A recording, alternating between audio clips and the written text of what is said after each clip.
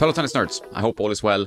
Welcome to this pretty highly anticipated, I must say, after all the responses I get from tennis players all over the world, the Gravity Tour 98. This is the teaser cosmetic.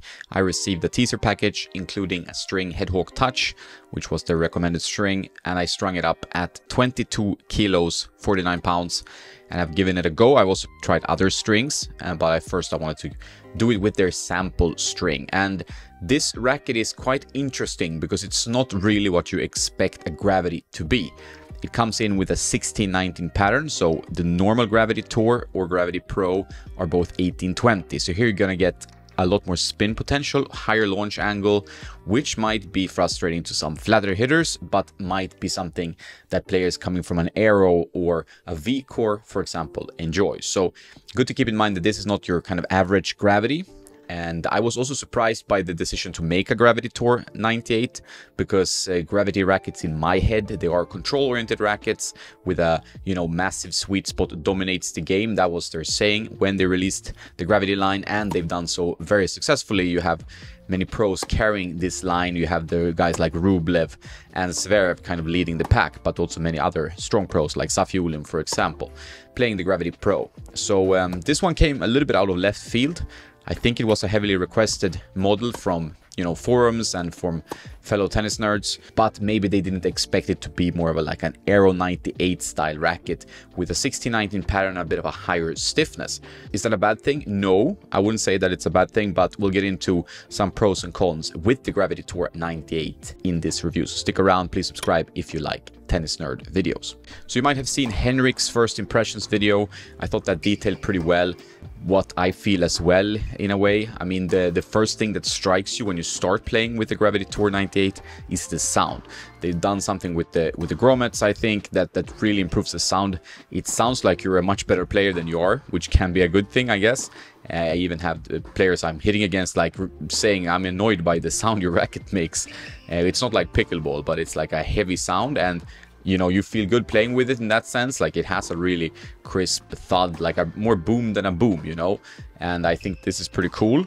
And one of the key features, I would say, like that stood out straight from the first hit. As I've said, this is just a teaser cosmetic, and I don't have like the full specification sheet or anything like that. This is what I measured and what's listed on the frame. And 98 square inches, obviously, 16 and 19 pattern. I'm sometimes thinking what would happen if they went 16-20, because this is quite open. So keep that in mind, that the ball will have a higher launch angle and you will have more spin potential than your standard Gravity. And they have a beam width of 22 millimeters, which is kind of my favorite beam width, 22-23. And to give you perspective, 22 is the Boom Pro, 23 is the Speed. So you have some idea there. Balance 32 centimeters or 320 millimeters. And it's pretty standard balance for this type of racket. And it's around 320 swing weight strung with Headhawk Touch. I did try it also with some added weight at 12 o'clock and an added overgrip to get a bit more stability from the racket. I always try with customization. So the curious thing here is like, how does this fit into the Gravity line, since it is more of a kind of aggressive attacking ball striker with spin racket. Like I really liken it to more with the Extreme line more than the Gravity line. Obviously it has the Gravity head shape, so this is a reason for it being a Gravity. Of course it has a bit more of this head shape. It looks very, very nice. Most people are very happy with this semi-glossy, semi-matte cosmetic. But as you can see, like the string bed is pretty wide and open. Not a bad sized sweet spot for sure. But yeah, you're gonna get some higher launch angles with this kind of open string bed. That's definitely not so much Gravity style. Even in a smaller head size, you're gonna get that lift on the ball, sort of like an Aero 98, which I think is what they wanted to fight against with this frame. Because the Aero 98 is very, very popular and you see it everywhere. And I think, trying to create a more aggressive 98 was something that had wanted to do, and here it is, right? But it's a Gravity which can be confusing. So here you have it. Looks pretty nice, I must say. I really like the design. Henrik has seen the retail cosmetic that will be released, I think, in January. That will be even better looking according to him. I haven't seen it, so I don't know, but according to him, it's going to be a great looking frame. What's most important? Playability and performance, of course. I talked about the sound already. Sound is great. That's not really a playability thing, but some players will play better when they have a more, feedback from the racket, meaning sound and feel. I would say in the feel department that this is more brassy than I'd imagined. It's almost like a metallic feel, especially with Hawk Touch. That the racket feels a bit stiffer than you'd be used to from other gravity rackets. Gravity rackets are usually has quite a nice sensation, very soft, plush, bit dampened with the Auxetic 2.0. In this Gravity Tour 98, I did not feel the Auxetic technology quite as much. It felt a bit more raw, going back to the 360 Plus of the Extreme Tour, which is one of my favorite rackets previously. So that's not necessarily a bad thing.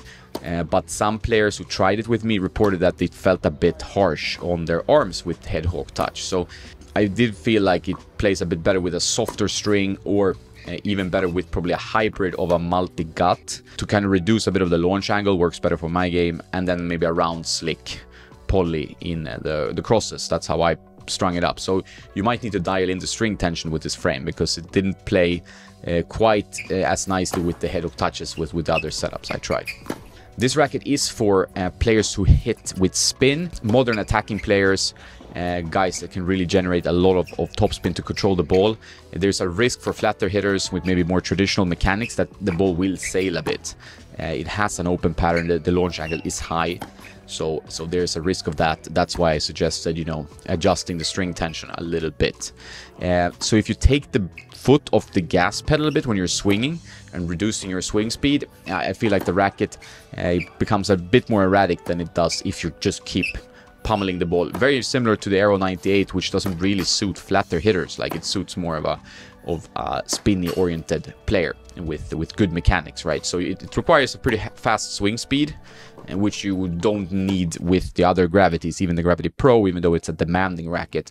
The 1820 thin beam specifications makes it very much controlled for players of different categories. But that is heavier, so it might not be good for everyone. So a little bit brassy feel. Some players will love that, some players won't, for sure. And I felt so-so. Like when I was playing, hitting from the back, I was really able to rip shots left, right, center with on my level, of course. So I felt like the racket delivered good power and good spin, very surprisingly, considering it's a Gravity with an even smaller head size.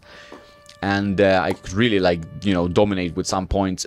But at times when I lost my swing speed a bit, a little bit of my footwork, or I had to defend, it was a bit demanding to use this racket. Like, I didn't feel like the racket gave me anything in those situations. It really required this heavy mechanics, this fast swing speed and really good mechanics. So it's a pretty demanding racket in that sense. It doesn't really help you in terms of being like a slower swing style, maybe. So this is a racket for the modern power player, I would say. I could see futures players love this one, but maybe intermediate players who have a bit of a shorter swing might struggle with it. That's my feeling, at least.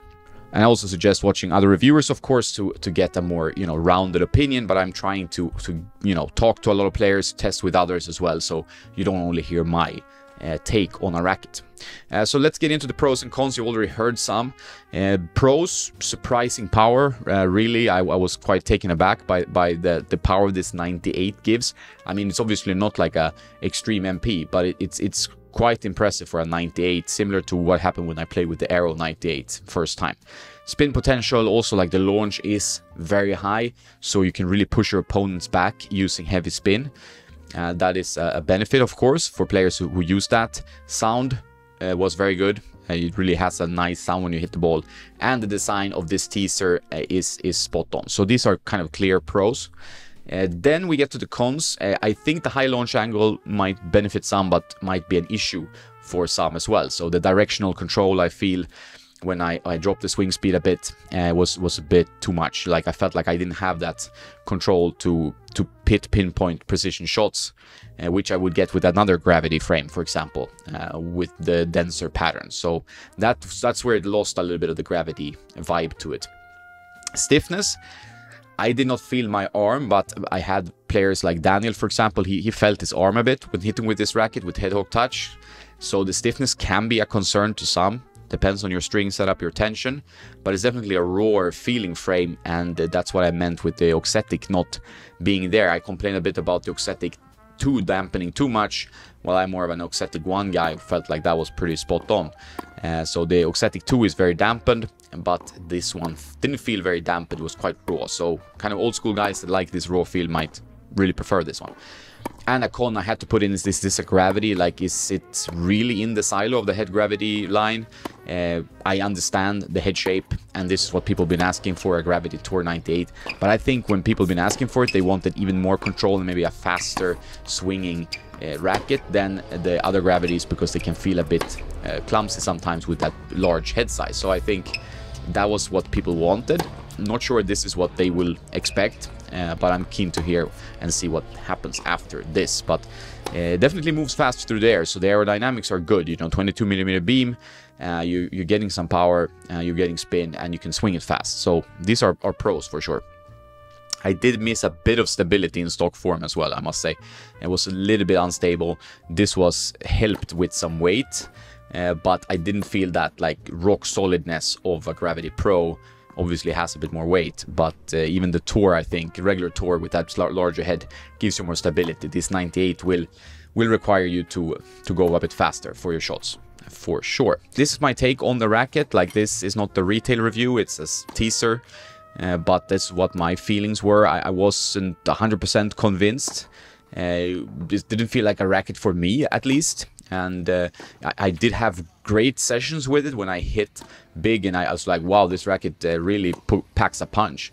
But when I played points, I felt like I was, even if I was playing some very good points, I was losing more than I won with my standard racket. So this was a sign that I can't really find enough control with this frame in points play and match play, and then it's not for me. But it might be for you, and it might be for example, like aspiring younger guys who hit with a lot of topspin.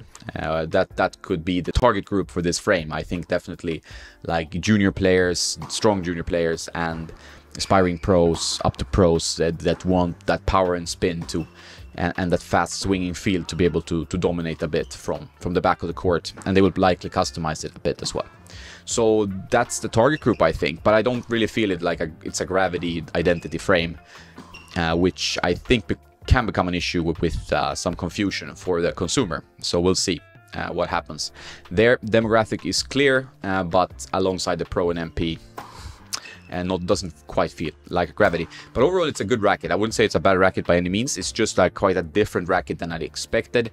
And I think if you want like a rawer feel than the new Extremes, for example, which felt a lot more dampened and muted, I think this one can come in and save the day and be, you know, a nice racket for head in their lineup, even though it sticks out a little bit from the other Gravities. So I'm keen to see what happens now after the launch date and how it will look and so on. But you will be updated, of course, on this channel. Please subscribe, and on tennisnerd.net, as always, or Tennis Nerd Insta. Thanks for watching. Have a nice day now, and don't forget to play some tennis.